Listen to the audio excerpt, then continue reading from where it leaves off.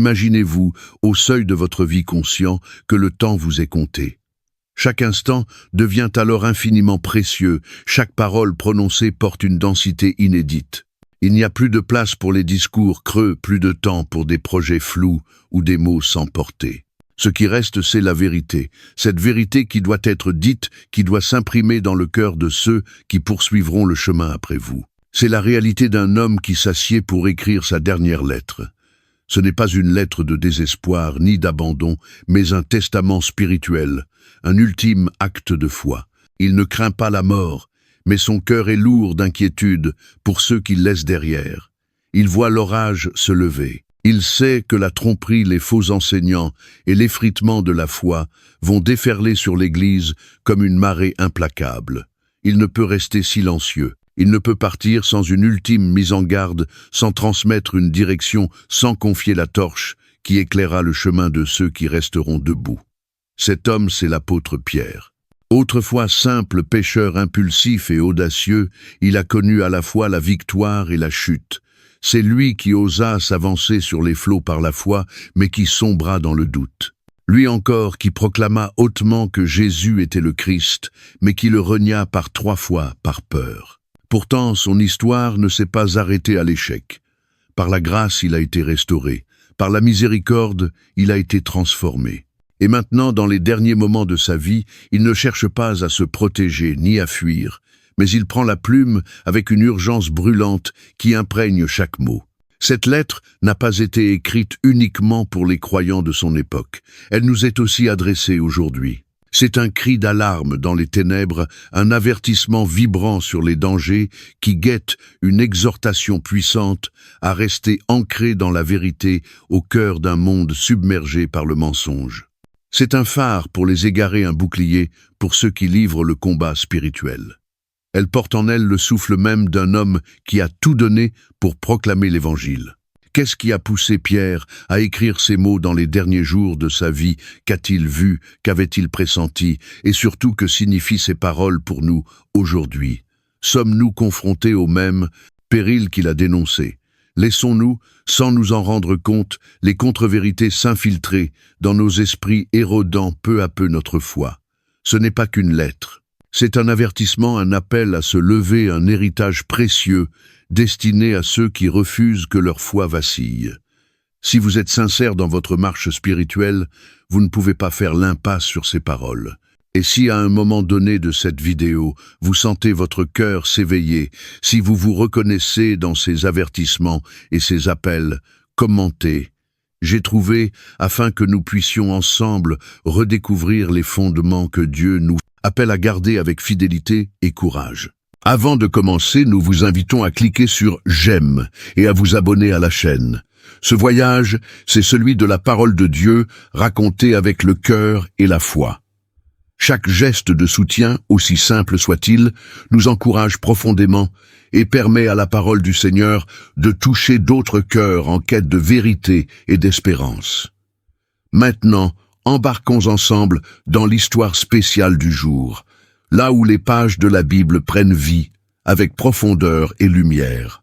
Pour saisir pleinement la portée de la dernière lettre de Pierre, il nous faut d'abord comprendre l'homme qui l'a écrite, non pas comme une figure biblique lointaine figée dans les pages de l'histoire, mais comme un être vivant, un homme de chair et de sang qui a marché à travers le feu de la foi, trébuché dans la peur, puis été transformé par la grâce irrésistible du Christ. Pierre n'était pas qu'un simple disciple, il était un homme façonné par l'expérience, par l'échec, par la transformation intérieure et par la puissance indéniable de l'Évangile, qui l'a fait passer d'un humble pécheur à l'une des voies les plus audacieuses du christianisme, naissante. Son parcours ne commence ni dans un temple majestueux, ni dans les cercles influents des élites religieuses, mais sur les rives du lac de Galilée, où flotte l'odeur salée des poissons fraîchement pêchés, où les mains cailleuses des hommes jettent leurs filets à la mer pour gagner leur pain quotidien. Il s'appelait Simon, pêcheur de métier, homme de la mer, rude, impulsif, passionné jusqu'à l'excès. Ses jours s'écoulaient au rythme des marées capricieuses, ses nuits bercées par le silence des eaux. Et pourtant tout bascula le jour où un homme croisa son regard et lui dit simplement « Suis-moi ». 2 mots prononcés par celui qui voyait au-delà de l'écorce brute, au-delà des failles, jusqu'au plus profond de l'âme. Ce moment ne fut pas une simple invitation, ce fut une rupture, un tournant qui renversa tout ce qu'il connaissait. L'homme qui passait ses jours à capturer des poissons allait désormais pêcher des âmes. Il laissa derrière lui son bateau, ses filets, sa vie ordinaire, pour s'engager sur un chemin qui allait bouleverser l'histoire. Simon devint Pierre, le roc, même si dans les premières années de sa marche, il avait encore tout à apprendre de la stabilité. La vie de Pierre aux côtés de Jésus fut jalonnée de fulgurances de foi et d'effondrements spectaculaires. Mais une chose ne changea jamais, il refusa que ses échecs définissent qui il était. Il fut le seul disciple à oser poser le pied hors de la barque, à marcher sur les eaux vers le Christ, avant de sombrer dans le doute l'instant suivant. Il fut celui qui déclara avec audace « Tu es le Christ, le Fils du Dieu vivant ». Recevant alors cette promesse bouleversante « Sur cette pierre, je bâtirai mon Église ». Et pourtant, lors de la nuit de l'arrestation de Jésus, lorsque la peur se fit suffocante et que l'incertitude étouffait l'espérance, Pierre, celui-là, même qui avait juré de rester fidèle jusqu'au bout, renia son maître, non pas une, mais 3 fois. Imaginez le poids de cette chute, la honte, la douleur cuisante d'avoir failli. Le chant du coq retentit et le cœur de Pierre se brisa. Il s'enfuit dans l'obscurité, en larmes, écrasé par la culpabilité. Mais ce n'est pas la fin de l'histoire, car la grâce l'a trouvé, la miséricorde l'a relevé, l'amour l'a ramené à la lumière. Après la résurrection, Jésus ne l'abandonna pas à ses remords. Il revint à lui sur ces mêmes rivages où tout avait commencé. Dans cette rencontre intime, restauratrice, Jésus ne le condamna pas. Il posa une seule question, « M'aimes-tu » ? 1 fois, 2 fois, 3 fois, autant de fois que Pierre avait renié. Et à chaque réponse plus sincère, plus vibrante, plus pleine de larmes, Pierre disait « Seigneur, tu sais que je t'aime ». Et alors la mission fut renouvelée. Non un rejet, mais une confiance réaffirmée « Paix mes brebis ». Par ces mots, Jésus ne fit pas que lui pardonner. Il lui confia à nouveau la charge de son troupeau. Dès lors, Pierre ne fut plus un homme hésitant dans sa foi. Il devint un guide, une voix ferme, une colonne de l'Église naissante. Les années passèrent. Celui qui avait fui face au danger proclama désormais le Christ avec assurance malgré les menaces et les chaînes. Il fut témoin de miracles. Il prêcha devant des foules. Il se tint droit devant des rois et des juges qui voulaient le faire taire. Et tandis que les persécutions s'intensifiaient, sa foi, loin de fléchir, se fortifiait. Quand il écrivit sa seconde lettre, il n'était plus le jeune disciple impétueux. Il était un ancien dans la foi, un homme mûri par la souffrance et la fidélité, conscient que la fin approchait. Il écrivait depuis Rome, probablement sous le règne de Néron, empereur tristement célèbre pour sa cruauté envers les chrétiens. L'ombre du martyr planait sur lui, mais ses paroles ne transpiraient ni peur ni résignation, seulement une urgence brûlante, celle d'un père spirituel qui consacre ses derniers instants à préparer ceux qui devront porter la foi plus loin. Ce qui rend ces derniers jours encore plus poignants, c'est l'humilité qu'il habitait. Lui qui autrefois cherchait les premières places et débattait pour savoir qui était le plus grand, ne cherchait désormais qu'à diriger les regards vers le Christ. Selon la tradition, lorsqu'il fut condamné à mort, il demanda à être crucifié la tête en bas, estimant qu'il n'était pas digne de mourir comme son Seigneur. Sa mort ne fut pas une défaite, mais l'apogée d'une vie offerte pour l'Évangile. Alors, lorsque nous lisons sa dernière lettre, nous ne lisons pas une théorie abstraite. Nous entendons la voix d'un homme qui a traversé l'épreuve, qui a connu la chute et la rédemption, qui a marché aux côtés du Messie, l'a renié, mais a été relevé pour conduire les autres. Ces mots portent le poids de l'expérience, la ferveur d'un cœur qui sait ce qui est en jeu. Il n'écrit pas par peur, mais par amour. Un amour forgé dans la douleur, raffiné par le pardon, est devenu inébranlable. Si nous écoutons vraiment ces paroles, si nous les laissons pénétrer notre cœur, alors une question s'impose. Vivons-nous avec la même conviction? Tenons-nous fermes dans la foi, ou vacillons-nous dès que les vents contraires se lèvent? Laissons-nous nos échecs nous définir, ou permettons-nous à la grâce de nous restaurer comme elle l'a fait pour Pierre? En abordant les profondeurs de cette lettre, n'oublions pas seulement les mots qu'il a écrits, mais aussi la vie qu'il a vécue, une vie faite de lutte et de restauration de faiblesses humaines et de forces divines. Ce n'est pas un simple récit historique, c'est un témoignage vivant qui résonne encore aujourd'hui pour nous rappeler que peu importe jusqu'où nous sommes tombés, la grâce de Dieu peut toujours nous relever, et son dessein pour notre vie dépasse tout ce que nous pourrions imaginer. Le parcours de Pierre fut celui d'une transformation, non pas simplement d'un pécheur devenu disciple, mais d'un homme à la foi vacillante, devenu une colonne inébranlable de l'Église naissante. Ces échecs ne l'ont pas disqualifié, au contraire, ils sont devenus le terreau même dans lequel sa foi fut purifiée. Et alors qu'il approchait de la fin de sa vie, il avait compris une vérité profonde. La foi n'est pas un moment figé de croyance, mais un chemin de croissance continu, un pèlerinage intérieur où chaque pas nous rapproche un peu plus du cœur, de Dieu. Avec l'urgence de celui qui sait que ses jours sont comptés, Pierre ne se contente pas d'encourager les croyants à préserver leur foi. Il leur ordonne de la fortifier, de la nourrir, de veiller à ce qu'elle ne soit pas stagnante, mais vivante, vibrante en perpétuelle progression. Car, dans un monde saturé de mensonges et de combats spirituels, une foi passive ne tiendra pas. Seule une foi enracinée en pleine croissance et solidement affermie pourra résister aux tempêtes à venir. Ainsi, dès l'ouverture de sa lettre, Pierre trace un chemin, non pas simplement pour survivre, mais pour s'épanouir. Il ne laisse pas les croyants dans le doute sur la manière de demeurer forts. Il leur offre une carte, une progression spirituelle, étape par étape, qui, si elle est suivie, conduit à une foi inébranlable, féconde et prête pour le retour glorieux du Christ. Car la foi ne consiste pas simplement à reconnaître l'existence de Dieu, ni à un moment de conversion où l'on accepte l'Évangile pour ensuite retourner à la routine de la vie. La foi est le fondement même de notre relation avec Dieu, la pierre angulaire sur laquelle toutes les autres vertus doivent être bâties. Sans foi, il n'y a ni croissance spirituelle, ni transformation véritable, ni force pour endurer les épreuves. Mais la foi telle que Pierre la présente n'est pas quelque chose d'immobile, elle est vivante. Et comme toute chose vivante, elle doit grandir. La foi qui endure est celle qui ne reste pas dans l'enfance, mais qui est mise à l'épreuve, étirée, approfondie, fortifiée au fil des saisons de la vie. Une foi qui refuse de rester immobile, qui aspire à connaître davantage Dieu à lui, faire confiance plus profondément, à le refléter plus fidèlement dans la manière de vivre. Et c'est précisément là que beaucoup faiblissent, non pas parce qu'ils rejettent la foi, mais parce qu'ils négligent de la cultiver. Certains perçoivent la foi comme une simple décision ponctuelle, une étape parmi d'autres, au lieu d'une quête de toute une vie. Ils croient mais ne construisent pas. Ils commencent la course sans s'entraîner pour l'achever.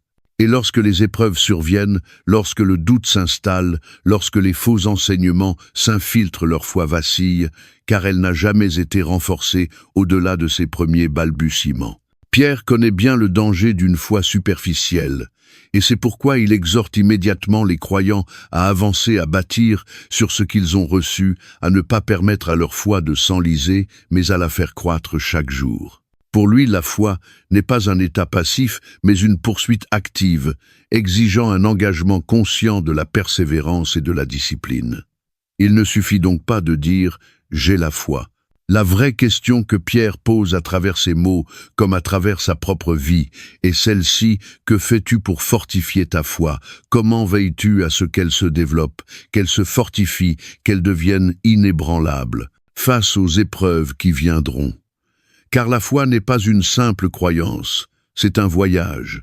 Et pour ceux qui choisissent de l'emprunter, Pierre va maintenant dévoiler la voie à suivre, une progression divine qui mène à une vie non seulement solide, mais riche de fruits spirituels imperméables à la tromperie et prête pour le jour du retour du Christ. Mais la foi seule n'est pas la fin du chemin, elle n'en est que le commencement. La véritable foi, celle qui résiste aux épreuves et aux mensonges, ne peut exister isolément. Elle doit être cultivée, fortifiée et édifiée. Pierre comprenait que la foi est comme une graine, mais pour qu'elle devienne un arbre robuste et florissant, elle doit être nourrie par les vertus que Dieu nous appelle à revêtir. C'est pourquoi il ne s'arrête pas à la foi, mais appelle les croyants à rechercher activement une série de qualités spirituelles, chacune s'appuyant sur la précédente, formant un édifice solide, capable de résister à toutes les secousses. Ces vertus ne sont pas de simples idéaux optionnels. Elles sont essentielles pour quiconque désire vivre sa foi avec authenticité, demeurer ferme face à l'erreur et être prêt pour le retour du Seigneur. Quelles sont donc ces vertus et pourquoi sont-elles si cruciales? Entrons maintenant dans la charpente spirituelle que Pierre a léguée pour nous faire grandir en maturité. Tout commence par la foi, car sans elle, aucune autre vertu ne peut prendre racine et aucune transformation réelle ne peut survenir. La foi n'est pas une décision passagère de croire en Dieu, c'est une confiance vivante, un abandon continu à sa volonté, une conviction qui façonne chaque pensée, chaque décision, chaque action. Pierre ne présente pas la foi comme un événement unique, mais comme un socle à partir duquel toutes les autres qualités doivent se développer. Une foi non cultivée, c'est comme une maison sans fondation solide, vulnérable à l'effondrement lorsque les tempêtes de la vie éclatent. C'est pourquoi elle doit être renforcée, approfondie, affermie dans la persévérance et la quête constante de Dieu. Pierre connaissait bien la nature fragile de la foi, il en avait fait l'expérience. Il était ce disciple qui un jour osa sortir de la barque pour marcher vers Jésus sur les eaux, manifestant une foi immense, mais qui quelques instants plus tard laissa la peur prendre le dessus et commença à couler. Matthieu 14, 29-30. Il fut aussi celui qui proclama Jésus comme le Messie, mais qui sous la pression et la peur, le renia dans la cour du grand prêtre Luc 22,5-6-60. Sa foi parfois n'était qu'une flamme vacillante, et pourtant Jésus ne l'a pas abandonné à ses échecs. Il l'a relevé, lui enseignant que la vraie foi ne consiste pas à ne jamais tomber, mais à se relever, à faire davantage confiance à Dieu et à avancer avec une détermination renouvelée. C'est ce type de foi que Pierre appelle maintenant à cultiver, une foi résiliente, affermie dans les promesses divines inébranlables face aux tempêtes. Mais la foi seule ne suffit pas. Elle doit s'exprimer en action, être purifiée par l'obéissance et se manifester dans une vie qui reflète le caractère du Christ. C'est pourquoi Pierre exhorte immédiatement les croyants à ajouter à leur foi la vertu, car une foi qui ne produit pas la bonté est une foi incomplète. Si la foi est le fondement, alors la vertu est le premier signe visible de son authenticité. C'est l'expression extérieure d'un cœur transformé, la preuve qu'une confiance en Dieu véritable commence à façonner le caractère. Le mot grec utilisé ici, arrêter, renvoie à l'excellence morale, une vie qui s'applique activement à refléter la sainteté de Dieu. Il ne s'agit pas d'une qualité passive, mais d'une recherche délibérée de ce qui est juste, pur et honorable aux yeux du Seigneur. La bonté, ce n'est pas simplement éviter le mal, c'est désirer la justice, aspirer à incarner la nature du Christ dans tous les aspects de notre vie. Jésus lui-même nous en a donné le modèle lorsqu'il a dit « Soyez parfaits comme votre Père céleste est parfait ». Matthieu 5,48. Même si la perfection absolue reste hors de portée, Pierre appelle les croyants à la rechercher, à croître sans cesse dans la sainteté et à refléter la bonté de Dieu en toutes choses. Mais cette vertu doit être enracinée non dans notre propre jugement ou dans les normes fluctuantes du monde, mais dans la vérité divine. C'est pourquoi Pierre nous exhorte à ajouter à la vertu la connaissance, car l'excellence morale sans discernement spirituel peut devenir zèle mal orienté, légalisme ou encore orgueil religieux. Si la foi est le socle et la vertu son expression, alors la connaissance est la boussole qui oriente l'ensemble. Sans connaissance, la bonté risque d'être déformée par l'émotion ou la tradition humaine. La connaissance dont parle Pierre n'est pas simplement intellectuelle. Elle est relationnelle, intime, enracinée dans l'écoute de la parole, dans la prière, l'obéissance et la direction du Saint-Esprit. Et dans un monde saturé de confusion et d'enseignements tordus, cette connaissance devient un rempart. Pierre l'avait vu de ses yeux, les faux docteurs infiltrant l'Église avec des doctrines destructrices. Il avertit « Il y aura parmi vous de faux docteurs qui introduiront sournoisement des hérésies pernicieuses » 2 Pierre 2,1. Ceux qui manquent de connaissances deviennent vulnérables, ballottés par les vents trompeurs, séduits par ce qui semble spirituel, mais qui est vidé de sa vérité. Pourtant, cette connaissance va bien au-delà d'un rempart, elle ouvre l'intimité avec Dieu. Or, la vie éternelle, c'est qu'ils te connaissent, toi, le seul vrai Dieu, et Jésus-Christ, que tu as envoyé. Jean 17,3. Connaître Dieu, c'est bien plus que savoir des choses sur lui. C'est le rencontrer, vivre sa présence, désirer ses voies. Mais même cela ne suffit pas, car connaître ce qui est bien ne garantit pas que nous le ferons. C'est pourquoi Pierre nous appelle à ajouter à la connaissance la maîtrise de soi. Car sans discipline, même la sagesse peut se perdre et la vérité rester lettre morte. Ainsi, dans cette progression divine, nous découvrons une foi active, exprimée par la vertu, orientée par la connaissance et incarnée dans la maîtrise de soi. Cette qualité essentielle qui nous permet de rester fidèles dans un monde en constante tentation. Allons maintenant plus loin vers cette vertu précieuse, la maîtrise de soi, cette force intérieure qui nous permet de marcher en équilibre avec fermeté sur le chemin étroit de Dieu. La maîtrise de soi est l'appel à une foi vivante. La maîtrise de soi ne consiste pas simplement à se retenir de péché, mais à dominer ses désirs, ses pensées et ses actions de manière à les aligner avec les desseins de Dieu. C'est la capacité à se gouverner soi-même, non selon les plaisirs éphémères de la chair, mais selon la vérité éternelle de la parole de Dieu. Dans un monde qui célèbre la gratification immédiate, la maîtrise de soi est une vertu radicale. Elle appelle les croyants à résister à la tentation, à renoncer à leur penchant charnel et à choisir l'obéissance plutôt que la facilité. Paul le rappelle lorsqu'il écrit « Tous ceux qui combattent s'imposent toute espèce d'abstinence et ils le font pour obtenir une couronne corruptible. Mais nous faisons-le pour une couronne incorruptible. » 1 Corinthiens 9, 25. De même qu'un athlète discipline son corps pour la victoire, le croyant doit discipliner son âme pour poursuivre la justice. Mais la maîtrise de soi ne se limite pas à l'abstinence. Elle consiste aussi à orienter notre énergie vers ce qui compte véritablement. C'est choisir de prier plutôt que de se laisser happer par les distractions, chercher la présence de Dieu plutôt que courir après les plaisirs du monde et cultiver la discipline spirituelle même quand la chair résiste. Ce combat se joue souvent dans les petits choix quotidiens, une pensée fugace à captiver, une parole à retenir, un élan à soumettre à Christ. C'est pourquoi Paul exhorte les croyants « Ne vous conformez pas au siècle présent, mais soyez transformés par le renouvellement de l'intelligence. » Romains 12, 2, car la véritable maîtrise de soi ne commence pas par la modification du comportement, mais par un cœur et un esprit entièrement soumis à Dieu.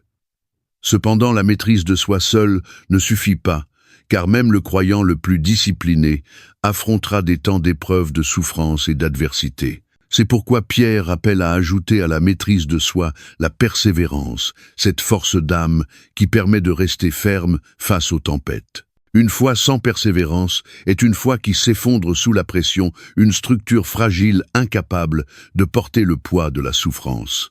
Pierre, qui avait connu la persécution, le rejet et la perspective du martyre, savait que les épreuves ne sont pas une éventualité, mais une certitude, et que seuls ceux qui cultivent l'endurance tiendront bon jusqu'au bout. C'est pourquoi il dit d'ajouter à la maîtrise de soi la persévérance. 2 Pierre 1, 6, car même la volonté la plus ferme chancelle sans une endurance enracinée. La persévérance n'est pas seulement la capacité de supporter, c'est un engagement profond à avancer, malgré tout à rester fidèle et à croire aux promesses de Dieu, même quand elles semblent lointaines. C'est l'esprit de Job qui s'écria « Même s'il me tue, je continuerai d'espérer en lui ». Job 13, 15. C'est la foi de Paul qui, malgré les coups, les prisons, les naufrages, put dire « J'ai combattu le bon combat, j'ai achevé la course, j'ai gardé la foi ». 2 Timothée 4, 7. C'est aussi le cœur de Pierre qui, sachant sa fin proche, choisit d'écrire pour fortifier les autres plutôt que de chercher à fuir.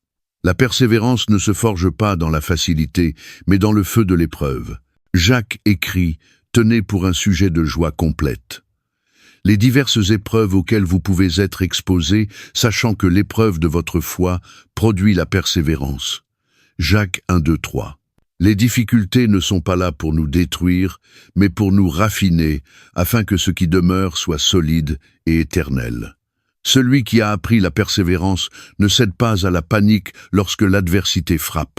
Il tient ferme, sachant que la souffrance produit la persévérance, la victoire dans l'épreuve, et cette victoire nourrit l'espérance. Romains 5, 3, 4. Mais la persévérance n'est pas uniquement survivre, c'est faire confiance à Dieu en plein cœur de l'épreuve. C'est avancer dans l'obscurité, marcher dans la foi, quand rien ne semble encourageant, et rester obéissant même, sans récompense immédiate. Toutefois, l'endurance seule peut sans direction devenir simple entêtement. C'est pourquoi Pierre ajoute à la persévérance la piété, car la véritable persévérance doit être enracinée dans une passion sincère pour Dieu. La piété ne se limite pas à des gestes religieux ou une apparence pieuse. Elle est le fruit d'un cœur profondément rempli de révérence pour Dieu, d'un désir d'intimité avec lui, de lui plaire et de refléter sa nature dans tous les aspects de la vie. Pierre appelle à ajouter la piété à la persévérance. 2 Pierre 1, 6, car une endurance dénuée de piété peut mener à l'orgueil, à l'auto-justice ou à une simple survie au lieu d'une transformation spirituelle. La vraie persévérance s'accompagne toujours d'un cœur qui cherche Dieu avec ferveur. L'essence de la piété, c'est la relation vivante avec le Père. Paul parle de l'exercice à la piété. 1 Timothée 4, 7, 8, soulignant que tout comme l'athlète façonne son corps, le croyant doit façonner son cœur dans la quête de Dieu. Ce n'est pas un simple désir passif, mais une recherche active, un engagement profond à grandir, à le connaître et à se laisser transformer par son esprit. Et plus on s'approche de Dieu, plus on réalise combien on dépend de sa grâce. Moïse, après avoir rencontré Dieu sur le Sinaï, descendit avec le visage rayonnant, mais fut également décrit comme l'homme le plus humble de la terre. Nombre 12, 3. De même, Pierre, autrefois avide de grandeur, découvrit que la vraie grandeur réside dans le service, dans une communion profonde avec le Christ. La piété est la marque d'une vie transformée par l'Évangile. Une vie qui reconnaît que chaque souffle, chaque choix, chaque instant appartient à Dieu.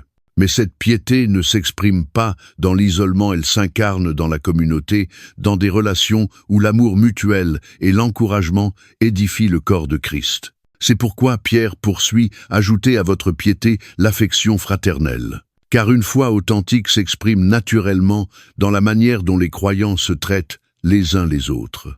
L'affection fraternelle. 2 Pierre 1, 7, Philadelphia.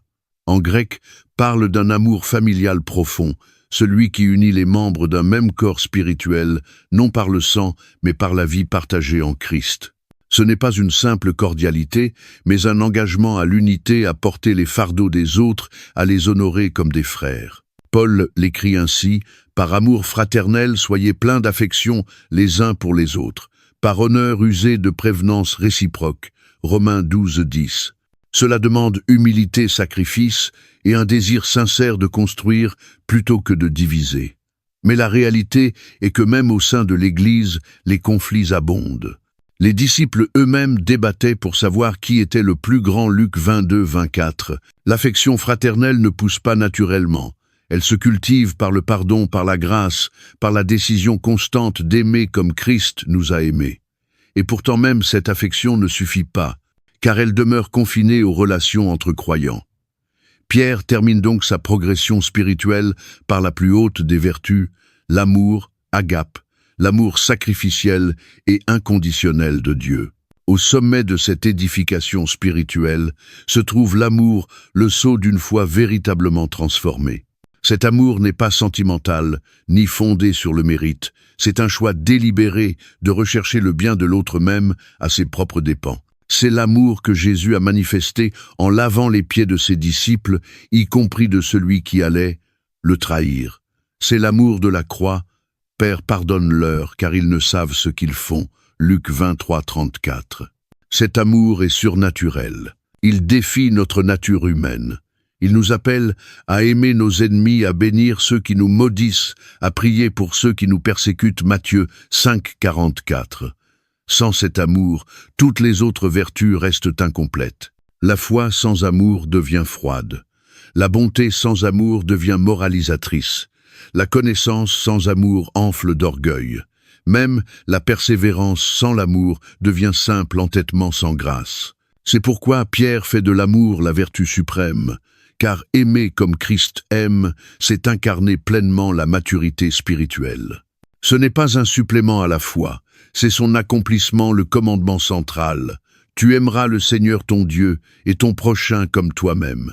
Matthieu 22, 37-39. Pierre ne présente pas ses qualités comme facultatives ou idéales, mais comme un chemin, une progression de croissance spirituelle, édifiant les croyants sur une foi solide, vivante et ancrée en Christ.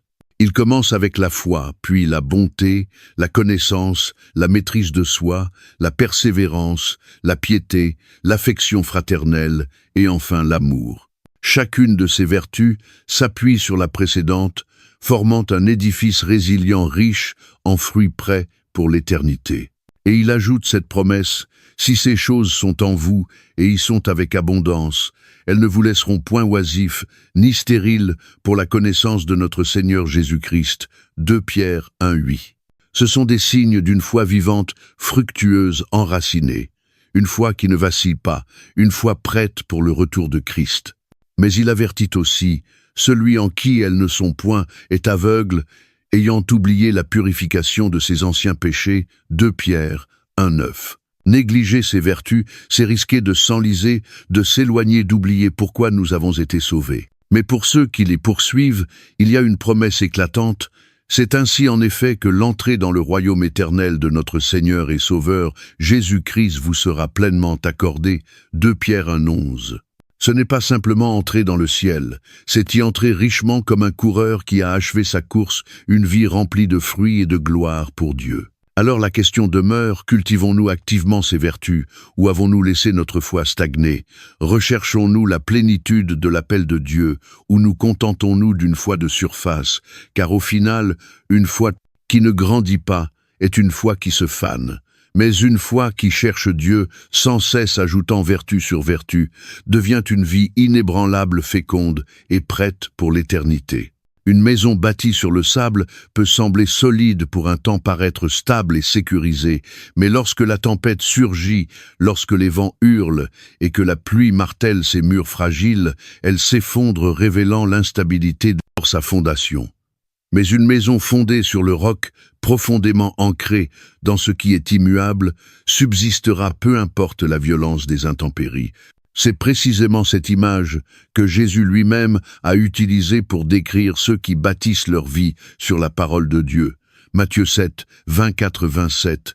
Et c'est cette même conviction que Pierre cherche maintenant à graver dans le cœur de ses lecteurs. Sans le fondement de la parole de Dieu, la foi restera fragile, exposée aux tromperies et en fin de compte inefficace. Pierre vient d'appeler les croyants à une vie de croissance spirituelle, les exhortant à cultiver la foi, la vertu, la connaissance, la maîtrise de soi, la persévérance, la piété, l'affection fraternelle et l'amour. Mais à présent, ils recentrent leur attention sur la source même qui rend possible cette croissance, la vérité des Écritures, la révélation divine, qui offre une stabilité inébranlable dans un monde en perpétuelle confusion. Il sait que même les croyants les plus fervents peuvent être entraînés loin de la vérité s'ils ne s'enracinent pas dans la parole immuable de Dieu. C'est pourquoi il parle avec une urgence brûlante, soulignant la nécessité absolue de se souvenir de croire et de tenir ferme dans les Écritures. Il commence par une déclaration passionnée de sa mission. « Voilà pourquoi j'ai l'intention de vous rappeler constamment ces choses, bien que vous les sachiez, et que vous soyez affermis dans la vérité présente. » 2 Pierre 1:12. Il n'apporte pas un nouvel enseignement, ni une révélation inédite. Il rappelle ce qu'ils savent déjà, car connaître la vérité ne suffit pas. Elle doit être revisitée, méditée et modeler la vie chaque jour. Pierre connaît bien la tendance humaine à l'oubli, combien il est facile de dériver loin de ses convictions lorsque la pression du monde, l'attrait du péché et les murmures des faux docteurs commencent à s'infiltrer.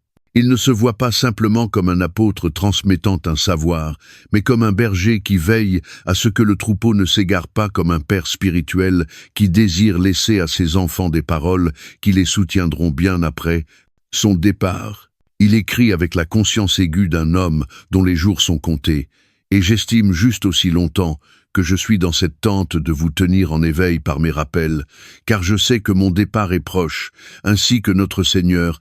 Jésus-Christ me l'a fait connaître, 2 Pierre 1,13-14. L'image qu'il emploie ici est profondément personnelle et poignante. Il décrit son corps comme une tente, une demeure provisoire destinée à être démontée. Il sait que sa mort est imminente, non par simple pressentiment, mais parce que Jésus lui-même le lui a révélé. Jean 20 et 1,18-19. Pourtant, au lieu de se replier sur lui-même ou de chercher à se préserver, Pierre consacre ses derniers jours à s'assurer que la vérité pour laquelle il a vécu souffert et bientôt mourra soit solidement implantée dans le cœur de ceux qui poursuivront la foi. C'est pourquoi il fait cette promesse solennelle. Je m'efforcerai donc de faire en sorte qu'après mon départ, vous puissiez toujours vous souvenir de ces choses. 2 Pierre 1,15.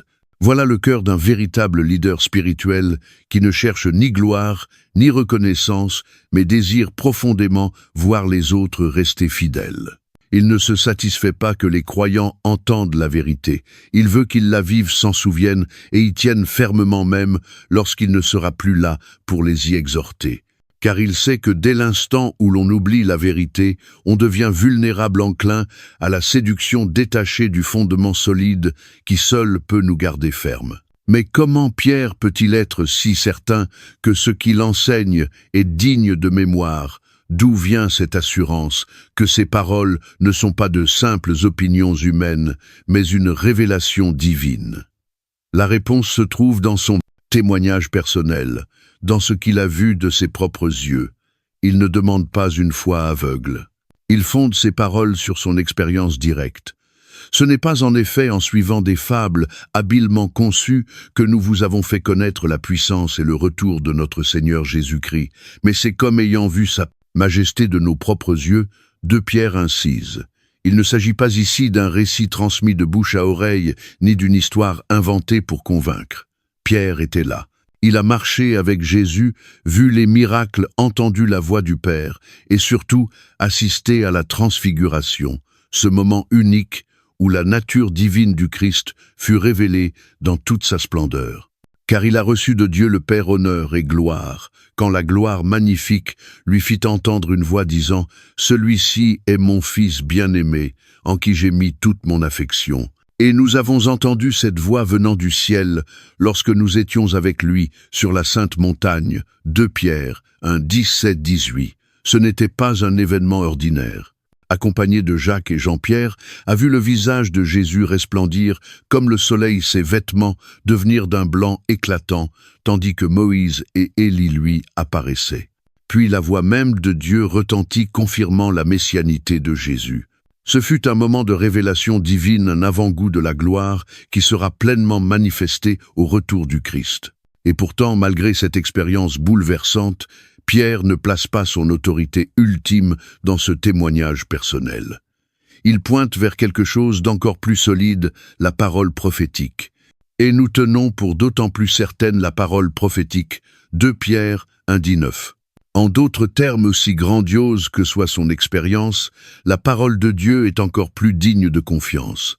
Il compare les Écritures à « une lampe qui brille dans un lieu obscur jusqu'à ce que le jour vienne apparaître et que l'étoile du matin se lève dans vos cœurs. » 2 Pierre 1,19. Dans un monde plongé dans les ténèbres, la confusion et le mensonge, les Écritures sont cette lumière fidèle qui guide ceux qui choisissent de la suivre, illuminant leur chemin et révélant les pièges cachés. Mais pourquoi cette parole est-elle aussi fiable? Pierre répond sans détour, parce qu'elle ne vient pas de la volonté humaine, mais de Dieu lui-même. Sachez tout d'abord qu'aucune prophétie de l'Écriture ne vient d'une interprétation particulière.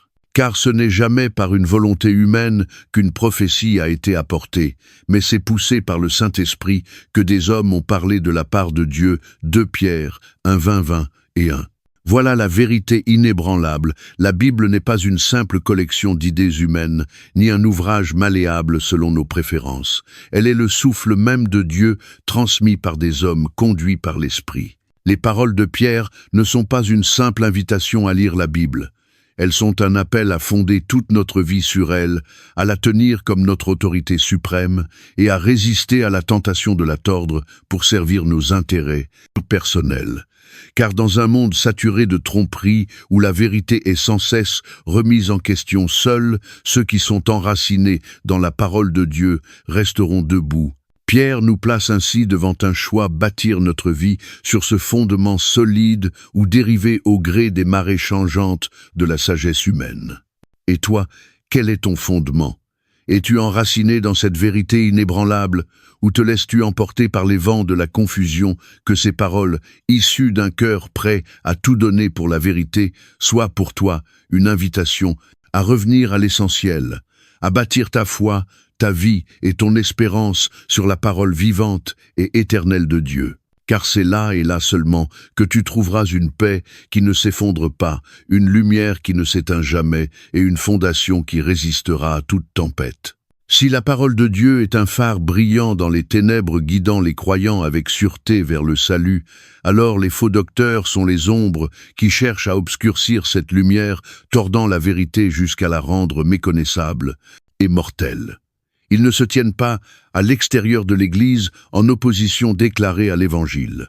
Non, ils s'infiltrent discrètement déguisés en enseignants de justice, tout en conduisant secrètement beaucoup à l'égarement. Pierre, avec l'urgence d'un berger protégeant son troupeau, ne prend pas de gants.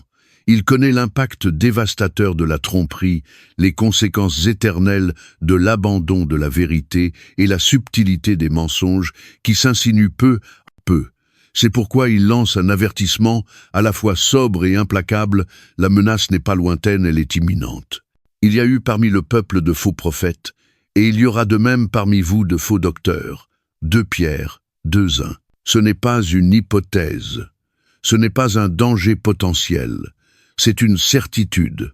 Pierre établit un parallèle clair entre le passé et le présent, tout comme de faux prophètes ont égaré Israël, proclamant la paix quand le jugement approchait, déformant les paroles de Dieu pour leur propre intérêt. De même, des faux docteurs s'infiltreront dans l'Église, se présentant comme porteurs de vérité, tout en conduisant des âmes vers la perdition. Il ne s'agit pas simplement de croyants mal informés ou sincèrement dans l'erreur. Ce sont des menteurs conscients, introduisant volontairement des hérésies qui minent les fondements même de l'Évangile. Ce qui rend leur tromperie si dangereuse, c'est qu'elle ne s'annonce pas avec fracas ni signaux d'alarme. Le mensonge ne se présente presque jamais comme une opposition flagrante à Dieu.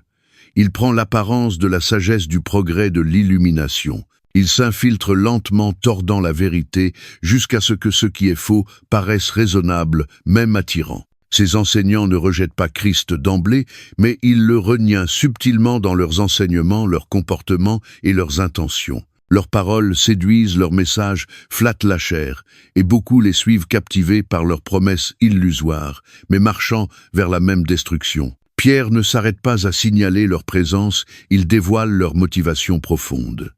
Ces hommes ne sont pas de simples égarés doctrinaux.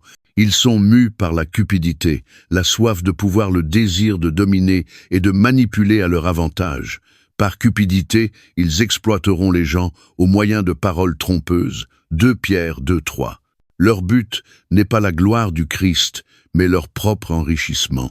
Ils présentent un évangile contrefait, un message qui plaît à l'homme naturel: prospérité sans sacrifice, bénédiction sans obéissance, salut sans repentance. Ce qu'ils prêchent est séduisant parce qu'ils disent aux gens ce qu'ils veulent entendre, une version de la foi qui caresse l'ego au lieu de le crucifier. Et pourtant, malgré leur influence apparente, leur sort est déjà fixé. Pierre rassure ses lecteurs, le jugement ne dort pas. Même s'ils semblent prospérer un temps, leur ruine est inévitable. Le Dieu qui a jugé le péché tout au long de l'histoire ne laissera pas ses trompeurs impunis. Pour appuyer cette certitude, Pierre évoque 3 exemples puissants de jugements divins tirés du passé comme autant de mises en garde pour ceux qui falsifient la vérité. Il commence par les anges déchus, des êtres glorieux créés pour vivre en présence de Dieu, mais qui par rébellion furent précipités dans les ténèbres. Car si Dieu n'a pas épargné les anges qui ont péché, mais les a précipités dans les abîmes de ténèbres, 2 Pierre 2:4. S'ils ont été jugés, combien plus ceux qui sur terre corrompent volontairement. L'Évangile Pierre rappelle ensuite le monde ancien du temps de Noé. Une génération corrompue engloutie par le déluge, tandis que Dieu protégeait Noé, prédicateur de la justice, avec sa famille, s'il n'a pas épargné l'ancien monde, mais s'il a sauvé Noé, 2 Pierre 2,5. Comme à cette époque, les faux docteurs d'aujourd'hui se moquent de l'avertissement, déforment la parole, vivent dans l'illusion, mais le jugement vient soudain et inéluctable. Enfin, Pierre évoque Sodome et Gomorrhe, villes consumées par le feu à cause de leur dépravation, s'il a condamné à la destruction et réduit en cendres les villes de Sodome et Gomorrhe. 2 Pierre 2,6. Ce feu n'était pas seulement un acte de colère, mais un avertissement. Et de même que Lot fut sauvé, Pierre affirme que Dieu sait délivrer les justes de l'épreuve, tout en réservant un châtiment aux impies. Ainsi, les paroles de Pierre ne sont pas uniquement une condamnation, elles sont un cri d'alarme, un appel à la vigilance. Le plus grand danger des faux enseignements, c'est qu'ils sont discrets flatteurs et capables d'égarer même ceux qui se croient solides. Il ne s'agit pas toujours d'hérésie flagrante, mais parfois de simples compromis, d'une interprétation subtilement biaisée, d'un recentrage du message de Christ vers le moi, le confort, le succès matériel. C'est pourquoi le discernement est crucial.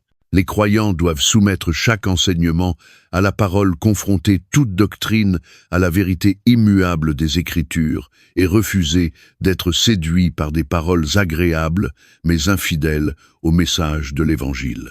Paul, dans le même esprit, écrit « Car il viendra un temps où les hommes ne supporteront pas la saine doctrine. Mais ayant la démangeaison d'entendre des choses agréables, ils se donneront une foule de docteurs selon leurs propres désirs. 2 Timothée 4,3. Les faux docteurs prospèrent parce qu'ils disent ce que l'on veut entendre, parce que leurs paroles rassurent davantage qu'elles ne transforment, parce que leur message exige peu, mais promet beaucoup.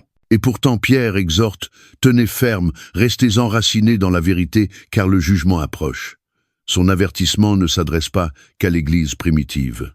Il résonne encore aujourd'hui dans notre génération saturée de voix discordantes, de faux enseignements qui circulent dans les églises, les livres, les médias. Les messages séduisants abondent. Ceux qui offrent la paix sans la vérité, la grâce sans la repentance, la liberté sans la sainteté. Alors la question demeure, sommes-nous solidement ancrés dans la parole ? Ou nous laissons-nous entraîner doucement mais sûrement par des enseignements qui séduisent mais conduisent à la ruine? Sommes-nous vigilants, prêts à réprouver toute chose? Ou acceptons-nous aveuglément ce qui flatte nos désirs? Car l'enjeu est immense. Le choix devant nous est clair: tenir fermement la vérité ou être emporté par la tromperie, demeurer en Christ ou suivre le chemin de la destruction. Le temps du discernement, c'est maintenant. Et si aujourd'hui tu entends cet appel, ne l'ignore pas. Que ton cœur soit affermi dans la parole, tes pensées renouvelées par la vérité, et que ta foi demeure inébranlable, même lorsque le mensonge paraît séduisant. Que la lumière de la parole de Dieu soit ta boussole dans la nuit.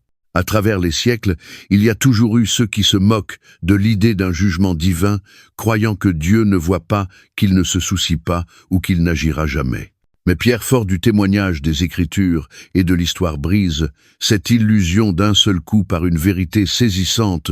La justice de Dieu ne sommeille pas, et son jugement n'est jamais en retard. Ceux qui persévèrent dans la rébellion seront confrontés à la destruction, tout comme ceux qui demeurent fidèles seront secourus. Le Dieu de la Bible n'est ni indifférent au mal, ni aveugle à la tromperie, et il ne permettra jamais que l'injustice prospère sans fin. Bien qu'il soit lent à la colère, offrant le temps de la repentance, sa patience ne doit jamais être confondue avec de la faiblesse. Car lorsque vient l'heure du jugement, il sera rapide, définitif, et nul ne pourra y échapper. Mais Dieu n'est pas seulement un juge, il est aussi un libérateur. Il ne décrète pas la destruction sans offrir le salut, il ne permet pas que les justes soient balayés avec les impies. Dans sa lettre passionnée, Pierre présente 3 exemples historiques puissants et incontestables qui prouvent que Dieu est capable de juger le péché tout en sauvant ceux qui lui appartiennent. Il ne s'agit pas de simples récits anciens, mais d'avertissements adressés aux impies et de consolation pour les fidèles.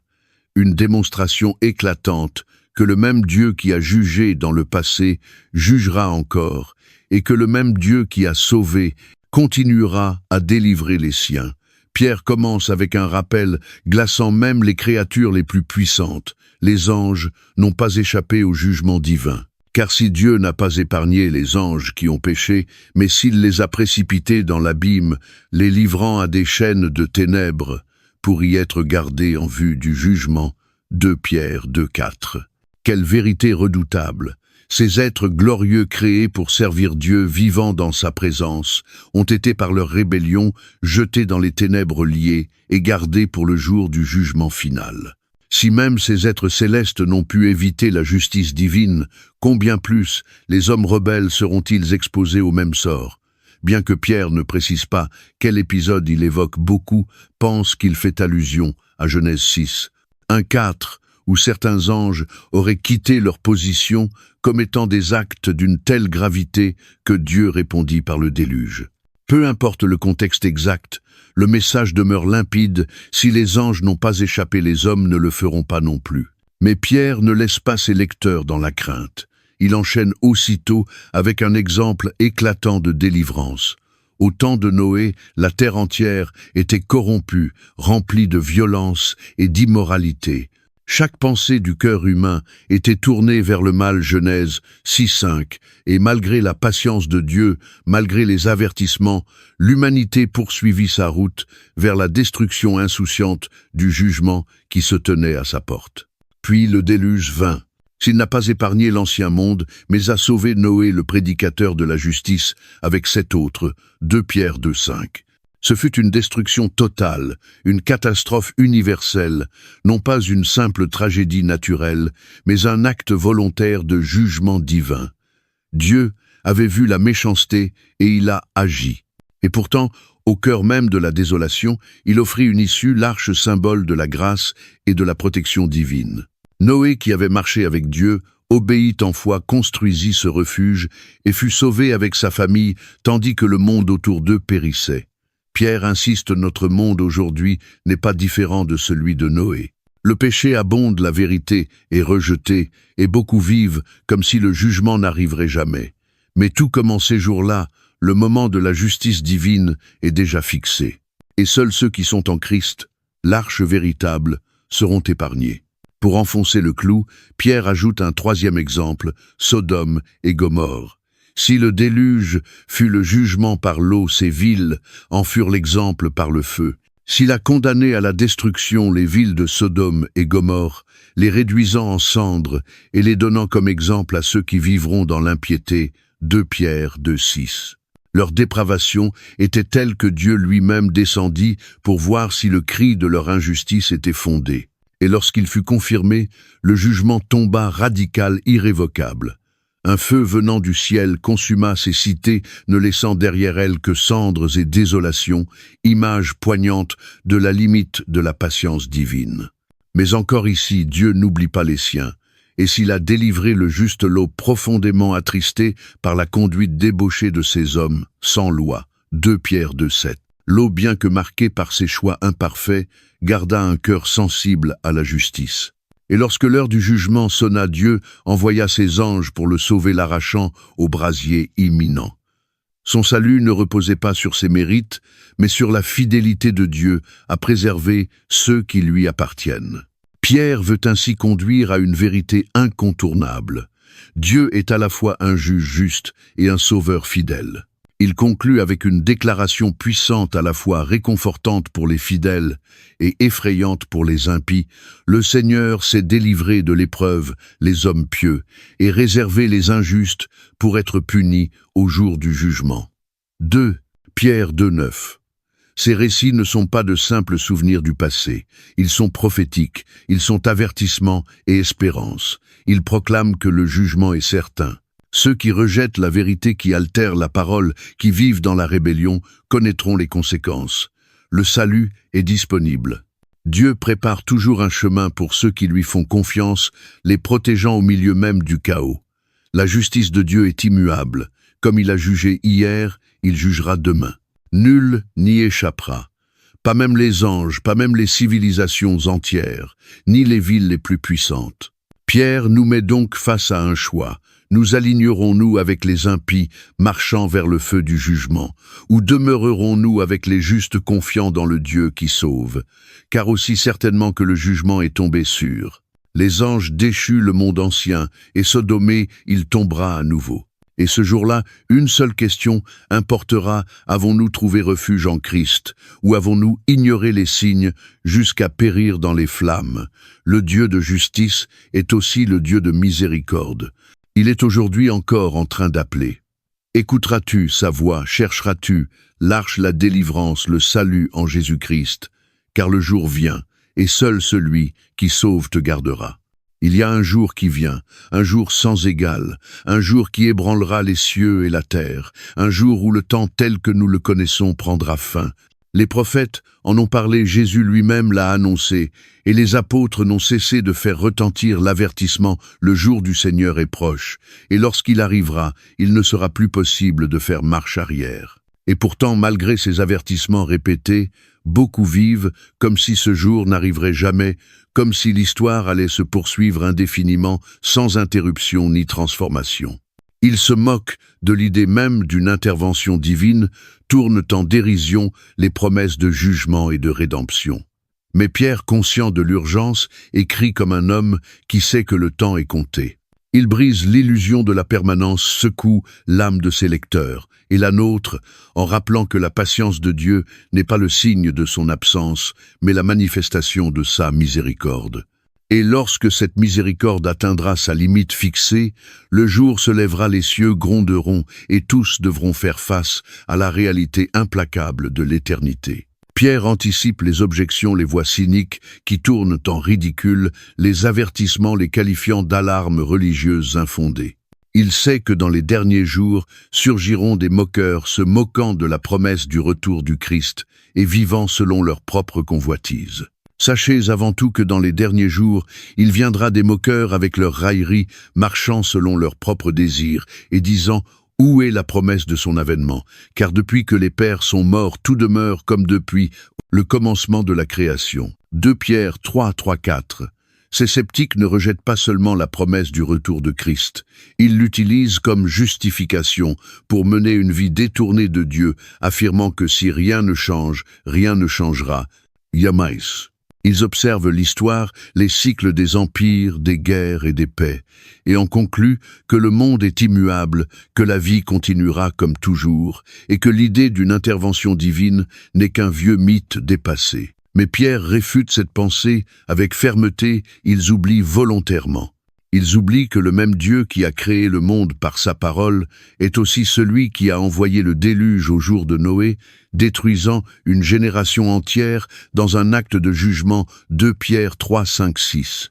Ils ferment les yeux sur un passé marqué d'intervention divine, lorsque Dieu a abaissé les nations, jugé les arrogants et défendu la justice. Et aujourd'hui encore, ils persistent dans leur aveuglement, oubliant que le jugement n'est pas une question de « si », mais de « quand ». Un des plus grands défis à la fois est le passage du temps. Lorsque les années s'écoulent et que tout semble inchangé, même les croyants peuvent douter. Pourquoi Christ ne revient-il pas? Pourquoi ce délai? Pierre répond avec une vérité profonde. Mais il est une chose, bien-aimée, que vous ne devez pas ignorer, c'est que devant le Seigneur un jour est comme 1000 ans et 1000 ans sont comme un jour. 2 Pierre 3, 8. Dieu n'est pas limité par notre perception du temps. Ce qui nous paraît long n'est qu'un souffle pour l'Éternel, dont les plans se déploient avec une sagesse parfaite, indépendamment de notre impatience. Le délai n'est pas un oubli, c'est une grâce. Le Seigneur ne tarde pas dans l'accomplissement de la promesse comme quelques-uns le croient, mais il use de patience envers vous, ne voulant pas qu'aucun périsse, mais que tous arrivent à la repentance. 2 Pierre 3, 9. Ce délai est un témoignage de la miséricorde divine. Chaque jour de plus est une nouvelle chance pour les âmes de se détourner de leur rébellion, de revenir à Dieu et de trouver refuge en Christ. Dieu ne se réjouit pas de la perdition des impies. Il désire que tous soient sauvés. 1 Timothée 2, 4. Mais la miséricorde a une limite. Et lorsque cette limite sera atteinte, le jour du Seigneur viendra, soudain sans préavis, comme un voleur dans la nuit. Pierre décrit une scène apocalyptique, un tableau qui déchire l'illusion de permanence et dévoile la vérité terrifiante du jugement à venir. Le jour du Seigneur viendra comme un voleur. En ce jour, les cieux passeront avec fracas, les éléments embrasés se dissoudront et la terre avec les œuvres qu'elle renferme sera consumée. 2 Pierre 3, 10. Ce ne sera pas un lent effondrement, mais un bouleversement total, instantané et irréversible. Les cieux disparaîtront, les fondements même de l'univers seront dissous, et tout ce que les hommes auront bâti sera mis à nu devant le trône du jugement. Imagine être au seuil de l'éternité, voyant l'ordre du monde se dissoudre et entendre les cris de ceux qui auront passé leur vie à poursuivre la richesse, le pouvoir, les plaisirs, pour tout voir réduit en cendres. Trop tard. Ils auront bâti sur du sable. Ce ne sera pas la fin d'une époque, mais le point final de l'histoire. Le moment où chaque genou fléchira, chaque âme comparaîtra, et chaque œuvre cachée ou non sera jugée. Romains 14, 10, 12. Mais Pierre ne veut pas simplement susciter la peur. Il veut éveiller la conscience. Il ne cherche pas à accabler les croyants, mais à les mobiliser. C'est pourquoi il pose cette question décisive. Puisque tout cela est en voie de dissolution, combien votre conduite et votre piété doivent être saintes. 2 Pierre 3, 11. Si ce monde est voué à disparaître, que devrions-nous rechercher? Qu'est-ce qui compte vraiment? Et il répond, attendez et hâtez l'avènement du jour de Dieu. 2 Pierre 3, 12. Vivre dans la sainteté, c'est vivre mis à part, refuser la corruption du monde, poursuivre ce qui est éternel. Vivre dans la piété, c'est être conscient de la présence de Dieu, chercher sa volonté, aligner chaque pensée, chaque choix, chaque désir sur sa vérité. Et même, dans ce discours sur le jugement, Pierre nous laisse un espoir, glorieux, solide, assuré. La destruction du monde ancien n'est pas la fin de l'histoire. Dieu ne juge pas pour anéantir, mais pour renouveler. Mais nous attendons, selon sa promesse, de nouveaux cieux et une nouvelle terre où la justice habitera. 2 Pierre 3, 13. Voilà notre espérance ultime, non seulement échapper au jugement, mais entrer dans un monde restauré, un royaume sans péché, sans douleur, où Dieu lui-même essuiera toute larme. Apocalypse 20 et 1, 4. Les paroles de Pierre nous placent face à une décision. Allons-nous vivre comme si ce monde était notre seul horizon, nous accrochant à ce qui va disparaître, ou orienterons-nous notre cœur vers l'éternité, préparant nos vies pour le retour glorieux de Christ, car le jour du Seigneur vient. Et la seule vraie question, c'est celle-ci, serons-nous prêts? Que cette promesse et cet avertissement éveillent en nous un saint réveil. Que notre foi devienne active, notre espérance solide et notre vie entièrement consacrée à celui qui revient. Car ce jour approche, et ceux qui l'attendent ne seront jamais déçus. La promesse du retour de Christ n'est pas une simple idée théologique, ni un événement lointain suspendu au bord du temps, c'est une réalité vivante, vibrante, qui devrait transformer notre manière de vivre chaque jour. Il ne suffit pas d'y croire intellectuellement, il faut vivre dans l'attente, dans la préparation, dans la sainteté, façonnant chaque pensée, chaque décision, chaque action, avec la certitude que, à tout instant, le roi des rois peut revenir apportant avec lui la justice, la rédemption et la plénitude de son règne éternel. Tout au long de sa lettre, Pierre a mis en garde contre les faux docteurs, affirmé la certitude du jugement et proclamé la disparition imminente de ce monde présent. Mais alors qu'il approche de la fin de son ultime message, il déplace l'accent de l'avertissement à l'exhortation du jugement à la destinée. Il appelle les croyants non seulement à attendre le retour de Christ, mais à vivre de manière à démontrer que cette attente est réelle, active et profonde. Il commence ce dernier appel par une vérité ferme. C'est pourquoi, bien-aimés dans cette attente, appliquez-vous à être trouvés par lui, sans tache, irréprochable et en paix. 2 Pierre 3, 14. Si nous croyons vraiment que Christ revient, si nous aspirons véritablement aux nouveaux cieux et à la nouvelle terre, alors notre vie doit en être le reflet. Appliquez-vous, ce terme exprime une démarche volontaire persévérante, une vigilance de chaque instant. Il ne s'agit pas de flotter passivement dans la foi, mais de poursuivre activement une vie de justice, de veiller à ce que notre cœur ne se compromet pas, de fixer nos regards sur l'éternité et de nous préparer pour être trouvés prêts, sans honte et en paix avec notre Seigneur. Être sans tache et irréprochable, c'est offrir à Dieu une vie purifiée par sa grâce et façonnée par l'obéissance. Ce n'est pas atteindre une perfection sans faille, mais marcher chaque jour dans la sanctification avec un cœur totalement livré à Christ, refusant de s'enliser dans la corruption du monde. Pourquoi Pierre insiste-t-il autant? Parce que le jugement est réel, l'éternité est proche, et nos choix d'aujourd'hui détermineront notre position ce jour-là. Il veut que les croyants comprennent que vivre dans la perspective du retour de Christ, ce n'est pas céder à la peur, mais persévérer dans la fidélité, c'est se préparer, se purifier et aligner notre cœur sur les desseins de Dieu, afin que, lorsqu'il viendra, nous soyons accueillis non comme des rescapés, mais comme des enfants attendus avec joie dans le royaume. Mais même en appelant à la sainteté, Pierre revient à la raison du délai, apparant la patience de Dieu, sa miséricorde, son désir arde de sauver et non de condamner.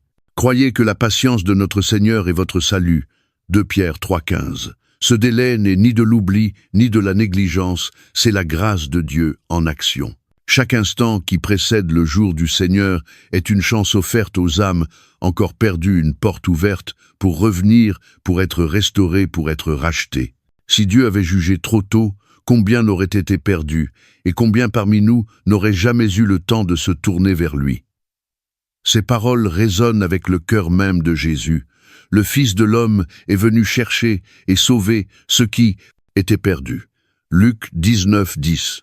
Voilà pourquoi l'Église est encore sur cette terre, parce que Dieu appelle encore, parce qu'il attend ceux qui entendront sa voix et reviendront à lui avant qu'il ne soit trop tard. Mais cette patience ne doit pas engendrer la complaisance. Elle devrait au contraire nourrir une urgence sainte. Car lorsque l'heure arrivera, il ne restera plus de temps pour se repentir, plus de délai pour se préparer, plus de seconde chance. Pierre adresse alors un avertissement fort et contemporain. Il reconnaît que les Écritures contiennent des passages difficiles à comprendre et que certains ignorants instables en profiteront pour tordre leur sens. Il s'y trouve des points difficiles à comprendre que les personnes ignorantes et mal affermies tordent comme aussi les autres Écritures pour leur propre ruine. 2 Pierre 3,6. Ce n'est pas un simple malentendu, c'est un danger mortel.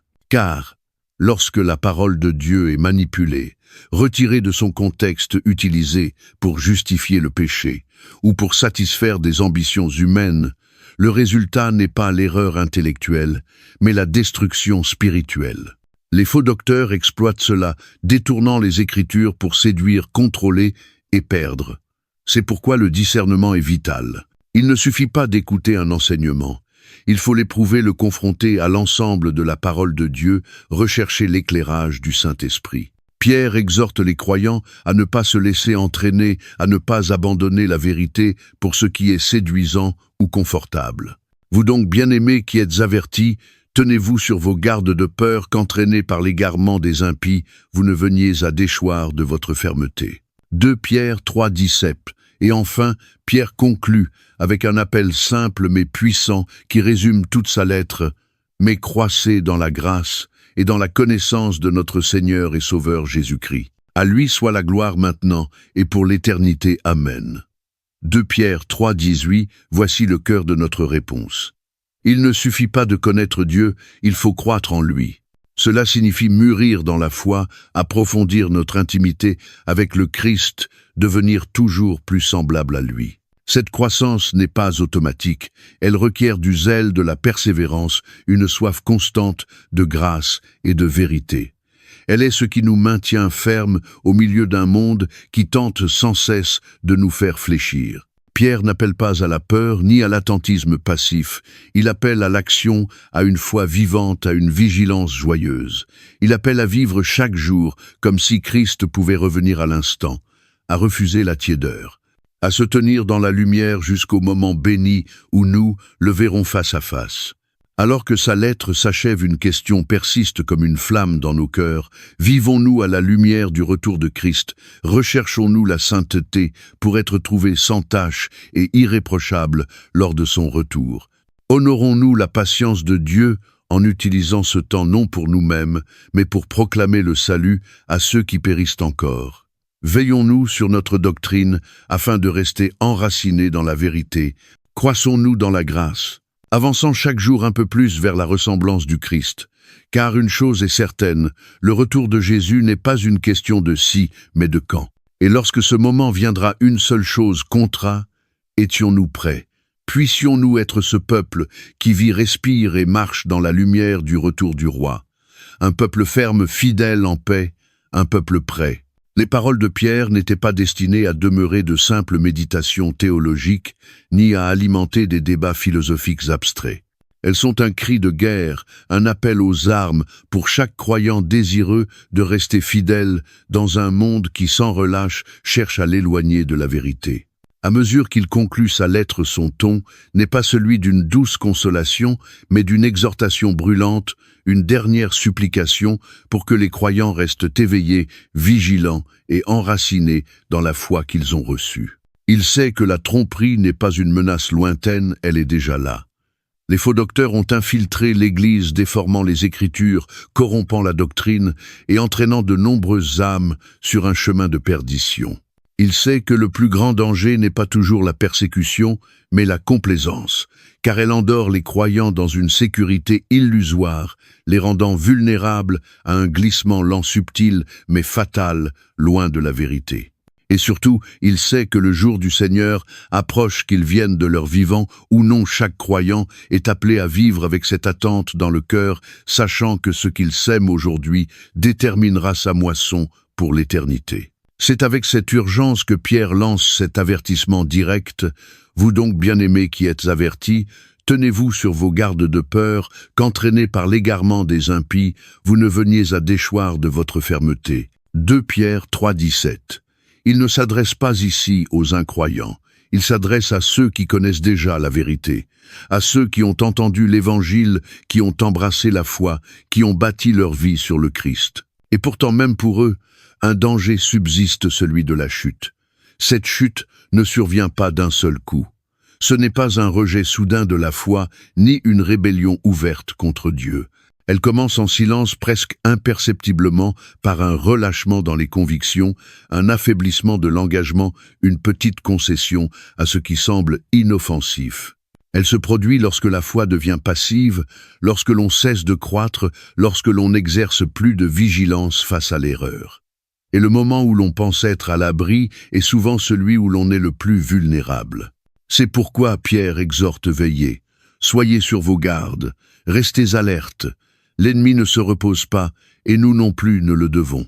La sécurité de notre foi ne se trouve pas dans l'inaction, mais dans la croissance constante, dans la poursuite intentionnelle de Christ, dans la dépendance quotidienne à sa grâce. Et si la chute est le danger, alors la croissance est la solution. Pierre ne se contente pas de mettre en garde, il trace une voie claire pour que les croyants ne soient pas seulement préservés, mais qu'ils s'épanouissent dans leur foi, mais croissent dans la grâce et dans la connaissance de notre Seigneur et Sauveur Jésus-Christ. 2 Pierre 3,18. Voilà la clé pour persévérer. La foi ne fut jamais conçue pour stagner, elle avance ou elle recule. Et Pierre souligne 2 domaines essentiels dans lesquels cette croissance doit s'opérer: la grâce et la connaissance. Croître dans la grâce, c'est vivre chaque jour dans la puissance du pardon de Dieu, marcher dans l'humilité, se soumettre à l'œuvre du Saint-Esprit et offrir cette même grâce aux autres. C'est comprendre que notre stabilité ne vient pas de nos propres forces, mais de la main fidèle de Dieu. La grâce est à la fois notre refuge et notre force, le soutien invisible qui nous porte dans chaque épreuve, chaque tentation, chaque combat. Croître dans la connaissance, c'est s'enraciner toujours plus profondément dans la parole, rechercher la sagesse, affiner notre discernement. C'est reconnaître que la foi ne repose pas uniquement sur des émotions ou des expériences, mais sur la vérité inébranlable de l'Écriture. Une foi qui n'est pas nourrie devient fragile. Une âme qui ne se forme plus devient facilement égarée. La connaissance est plus qu'un savoir, elle transforme notre façon de penser, de vivre et de résister à l'erreur. Mais Pierre ne sépare pas la grâce de la connaissance.